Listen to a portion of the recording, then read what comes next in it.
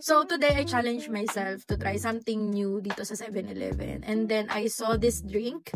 Kamukha siya ng Pocari pero hindi siya Pocari. So it's Ion Electrolyte drink. So i-review ko tong tubig na to para sa inyo. Sa taste, pasado siya sa akin, 10 out of 10. So if you are someone na mahilig sa tubig and gusto mo naman ng something nakakaiba ngayon, so you may try this. So basically, yung electrolytes ay parang phone charger sa katawan mo. So pag wala ka nun, makakatakbo ka pa rin naman, pero slowly you will lose power until mag-shutdown ka.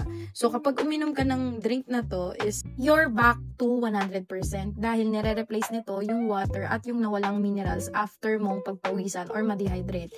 The more you sweat, the more electrolytes you lose. That's why after heavy sweating, you can feel tired or dizzy o kaya naman ay nagkaka-muscle cramp. So sa ngayon, wala pang nakakabit dito at ito ang favorite drink ko dito sa 7-Eleven.